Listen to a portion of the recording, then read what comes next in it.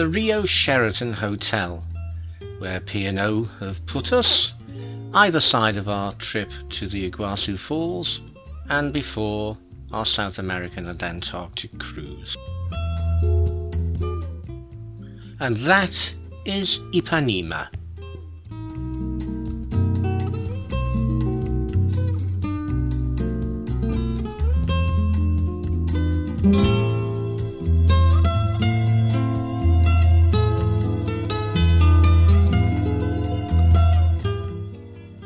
The beach is open to the public, so maybe these young boys on here are trying to impress young ladies like that one. A spacious and pleasant room for our stay, and the view out of the window starts with Ipanema Beach,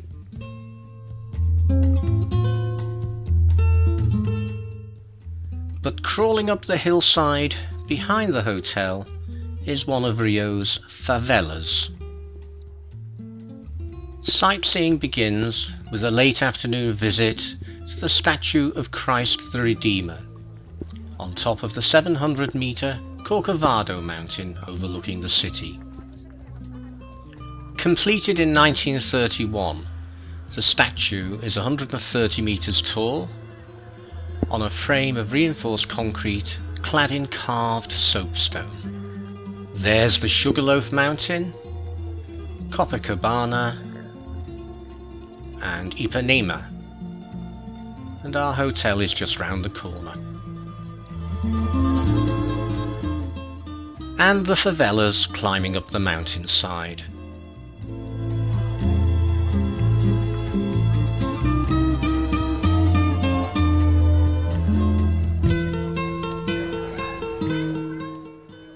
To reach the statue, we used the rack and pinion train.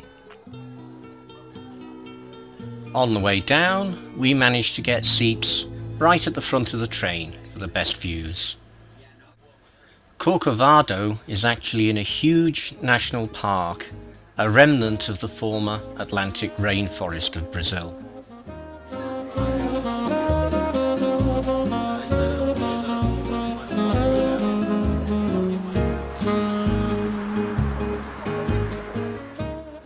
Copacabana, still one of the glitziest places in the world, never mind Rio. The characteristic wavy mosaic patterns on the pavements were originally designed by Roberto Burle Marx, starting in the 1940s.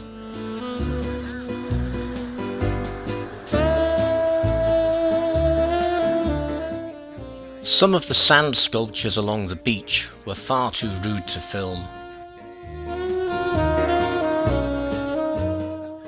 On the cable car, up the Sugarloaf Mountain. It's a two-stage cable car journey with viewing points at the partway mark, a short walk to the station for the second part of the ride. The summit is 396 metres with good views all round Rio. This is Copacabana again.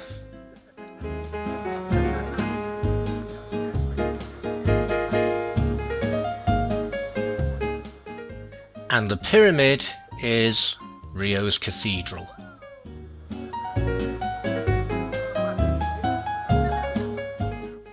Santos Dumont is Rio's city airport used for local flights. Corcovado and Christ the Redeemer still tower above us, almost twice our present height.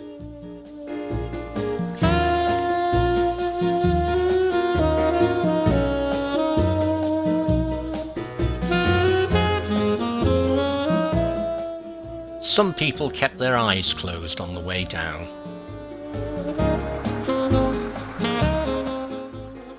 Completed in 1979, Rio's cathedral is modelled on the shape of an Aztec temple.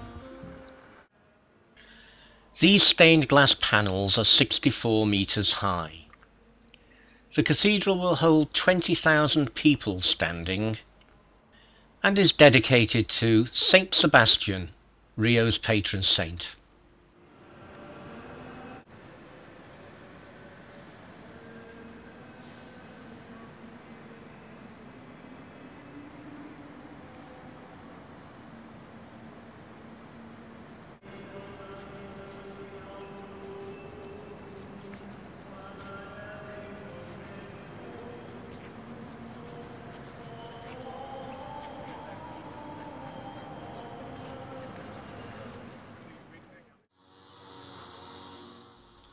The Hotel Bourbon Cataratas in Foz do Iguaçu, where we stayed for 2 nights for our visit to the Iguaçu Falls.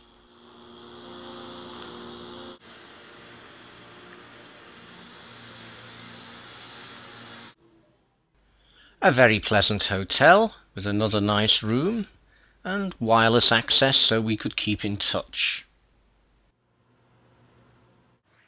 It's the only hotel we've ever stayed in that had its own zoo and aviary. Toucans, marmosets,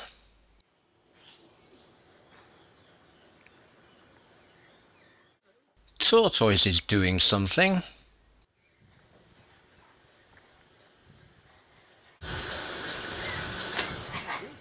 belligerent parrots,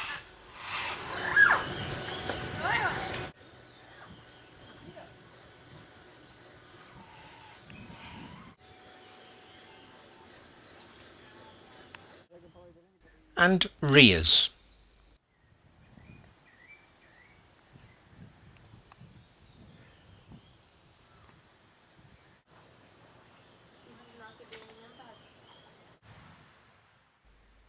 The hotel also has its own chapel.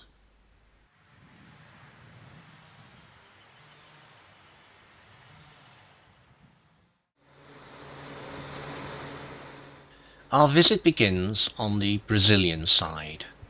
Iguaçu means great water in the Guarani language. The Iguaçu River forms the border between Argentina and Brazil at this point, and both Brazil and Argentina have created national parks to encompass the falls.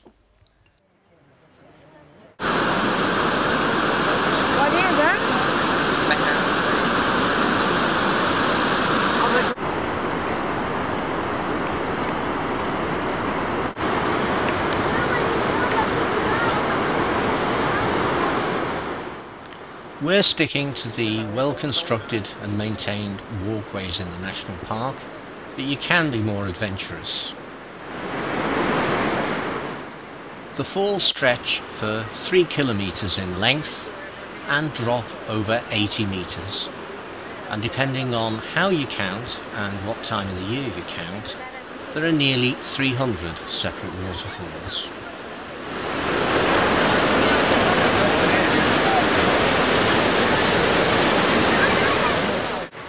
Our first view of the biggest fall of them all, the Devil's Throat.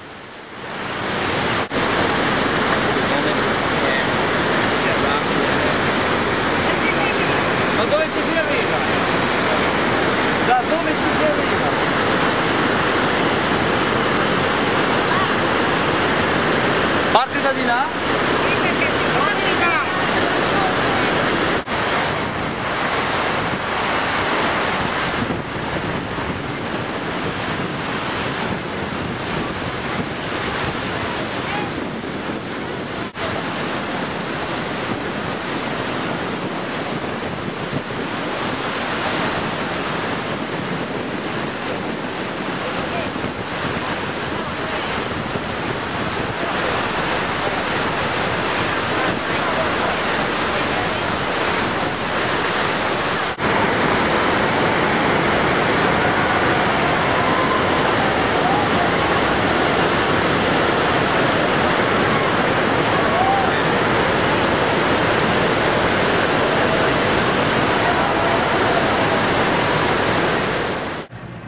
We end our Brazilian side visit by joining the adventurous people and getting completely soaked under one of the smaller waterfalls.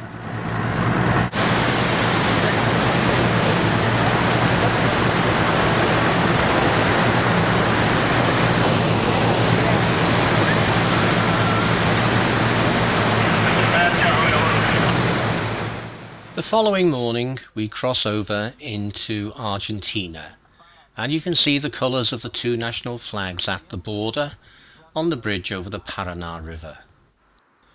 In the Argentinian park we walk on well-built catwalks, although, as you can see, a previous version was destroyed by flooding some years ago. And there is the top of the Devil's Throat.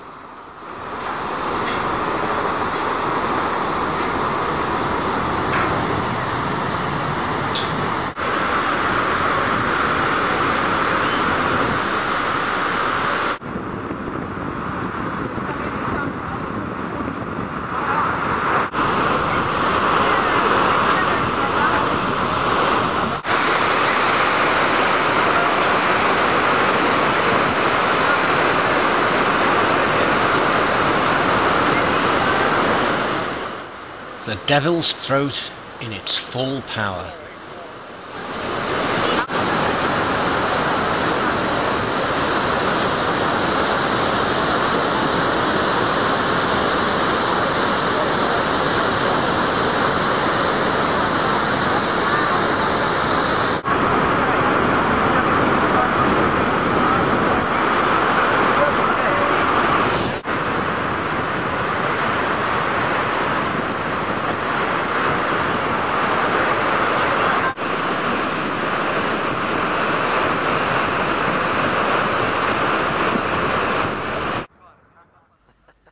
I thought Joe was going to trade me in for a younger model.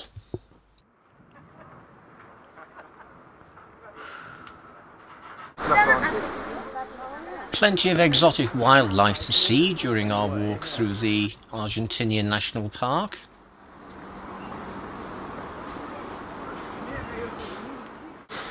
That's the Hotel Cataratas on the Brazilian side, seen through the trees. The Argentinian park has extensive walkways along many parts of the falls, in addition to the Devil's Throat.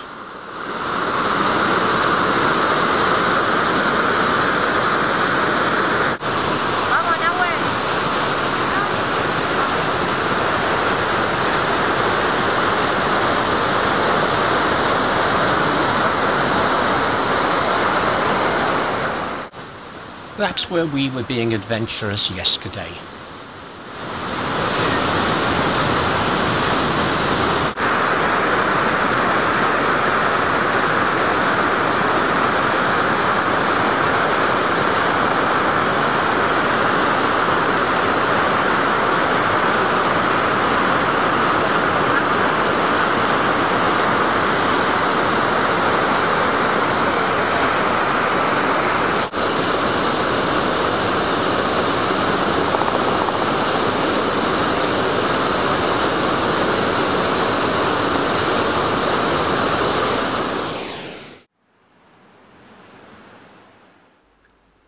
Back to Rio for one last night before we board Artemis for our South American and Antarctic cruise. And dawn over Ipanema, and I wonder how many people there have been up all night. Andres!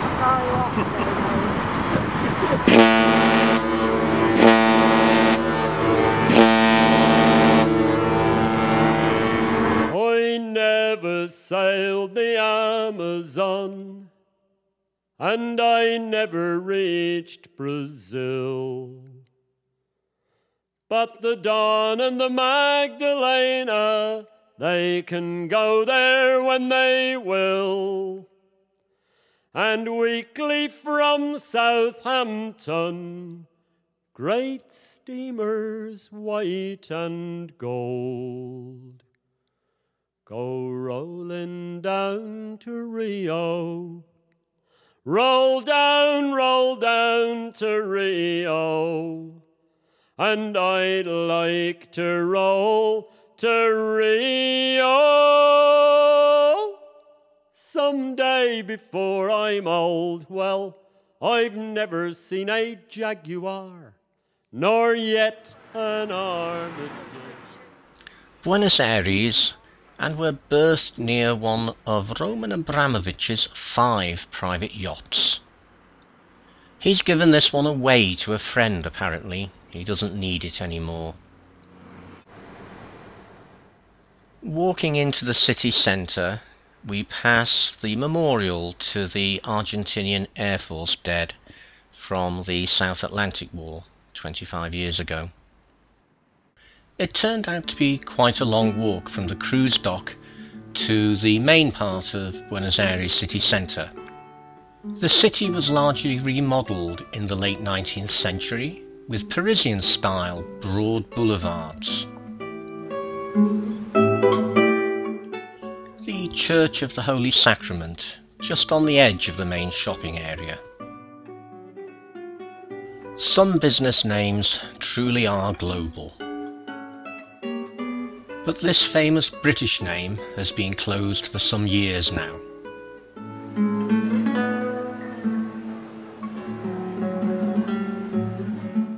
Another brand, no longer visible in the United Kingdom, still going strong in Argentina.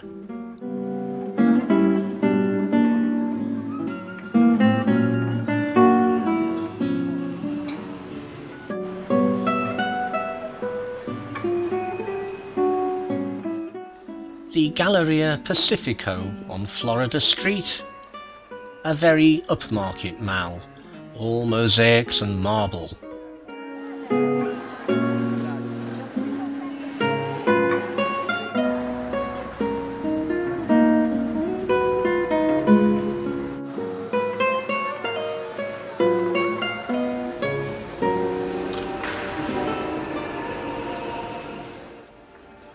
The Metropolitan Cathedral of Buenos Aires has been remodelled many times over the centuries. What we see today is largely late 18th, early 19th century.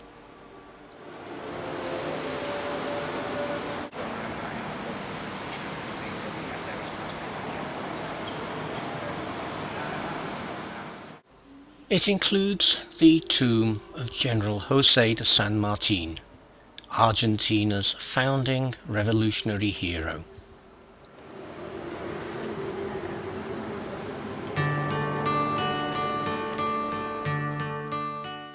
The cathedral faces out onto the Plaza de Mayo, which also includes other historic buildings, including the Cabildo, the original city hall, dating originally from the 17th century.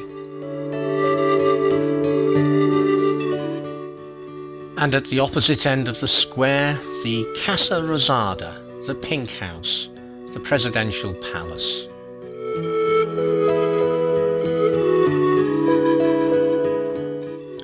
The white headscarves represent the mothers of the disappeared from the period of the military dictatorship. These mothers still hold regular weekly meetings in the square.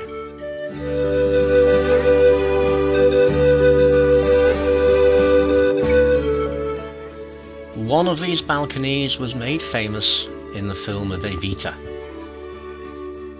General Manuel Belgrano, amongst other things, designed the Argentinian flag. The other side of the Casa Rosada faces towards the Army Headquarters building.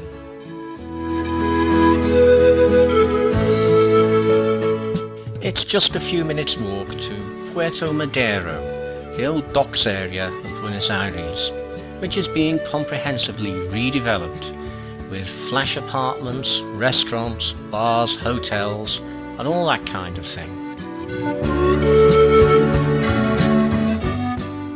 It's also home to the Sarmiento, the Argentinian Navy's first training ship, built in 1898 by Laird Brothers in Birkenhead.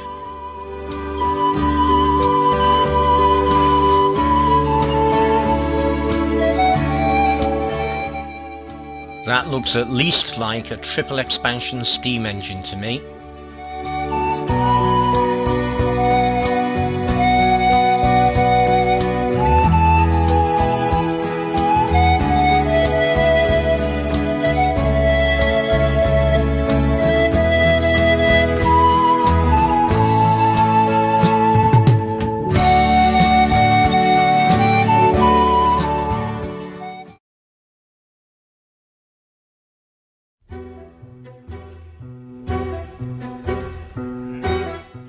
La Boca, home to Boca Juniors Football Club, Diego Maradona, and the tango.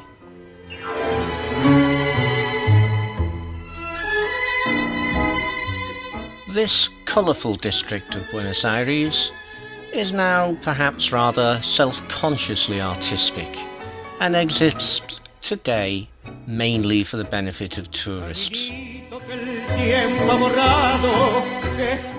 But it was once the real thing, as dangerous in its way as Berlin of the 1920s. Caminito que entonces estabas bordeado de trébol y juncos en flor, una sombra ya pronto. You can still tell from what remains of some of the buildings that it was once quite a fashionable district.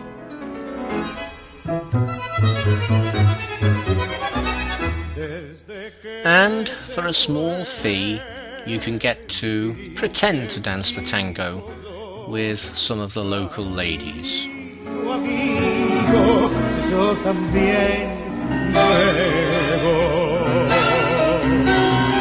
Desde que se fue, nunca más volvió, seguiré en sus pasos.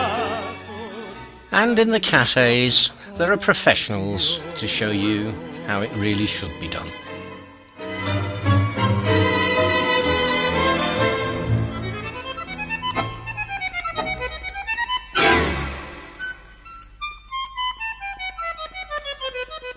A last look at the skyline of Buenos Aires as Artemis set sail across the River Plate to Uruguay.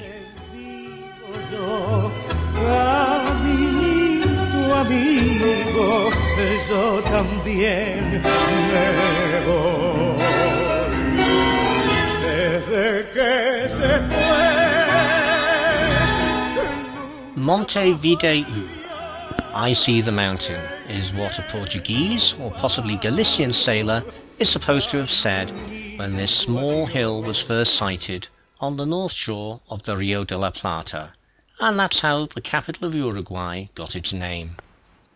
General José Artigas dominates the Plaza Independencia.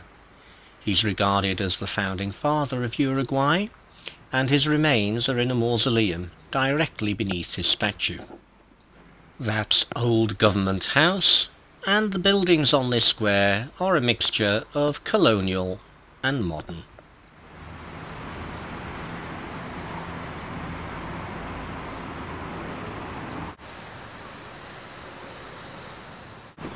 The Teatro Solís, which is the National Theatre and Opera House, said to have the best acoustics in South America. This gate is the last remaining remnant of the old citadel. When it was built in 1925, the Palazzo Salvo was the tallest building in South America. This bronze sculpture represents the struggles of the early settlers in Uruguay.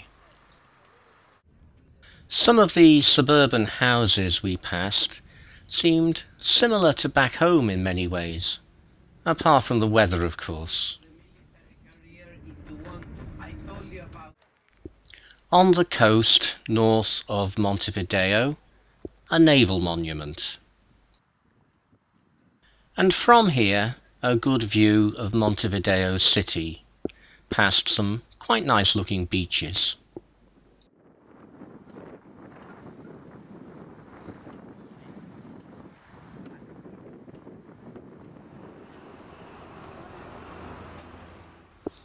Uruguay's National Assembly building was completed in 1925 on a grandiose neoclassical style. It uses coloured marbles representing different parts of the country, and soldiers in ceremonial uniforms guard copies of the Constitution and other important documents to the history of Uruguay. There's a great ceremonial lobby area with the chambers of the Senate and the lower house leading off on either side.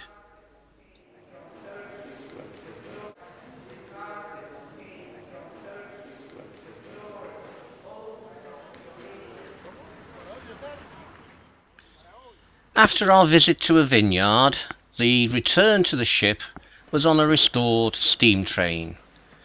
This one was built in Manchester.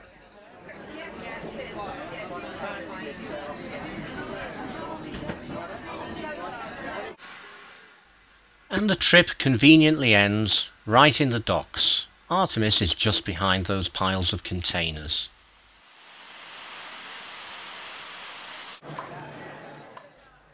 There was time to visit the Mercado del Puerta, which is full of South American style barbecue restaurants, a great place for carnivores. The anchor of the pocket battleship Graf Spee is on display as a memorial here, scuppered in 1939 of course, and there are also salvages from other wrecks on show in the port.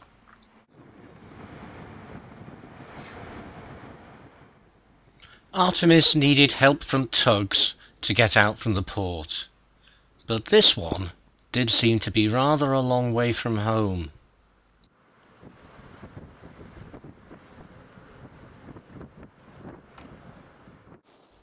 So it's off past Montevideo, down the Rio de la Plata, and out into the Atlantic Ocean again.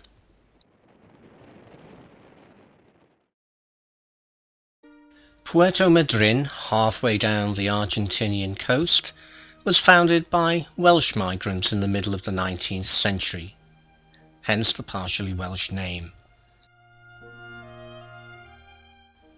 This is Patagonia, and it's huge and it's empty. The coach ride is over 2 hours to Punta Tomba, where we are to visit the nature reserve, which includes the largest breeding colony of Magellanic penguins anywhere in the world.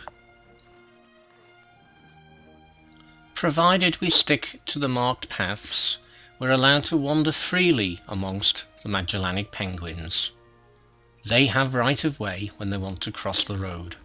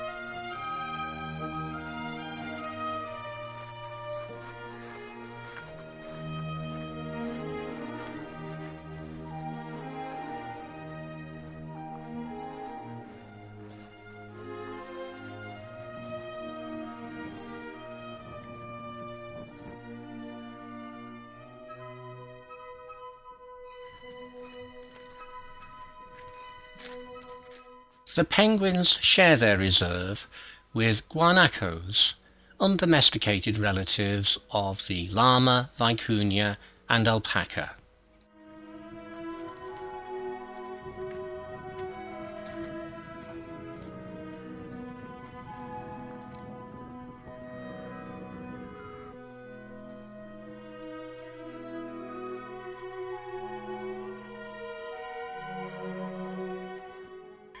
The penguins excavate holes for nests and try to return to the same one every year, and provided that the same male and female are both successful in finding their former nest, then they pair for life.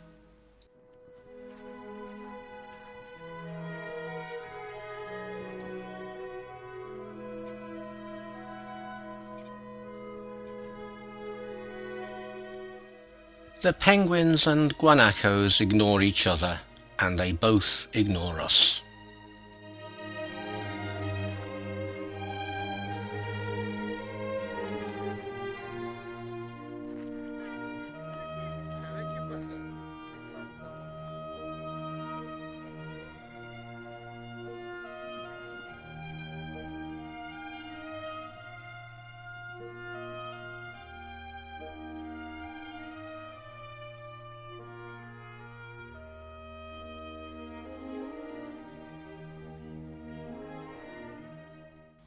When they're hungry, the chicks can be very noisy.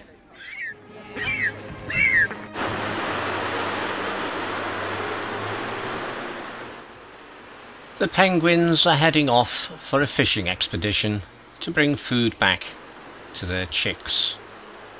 Very soon, when all the chicks are old enough, they'll be heading off on their great annual migration to breed, and then they'll be back again at the end of the year, and the cycle starts all over.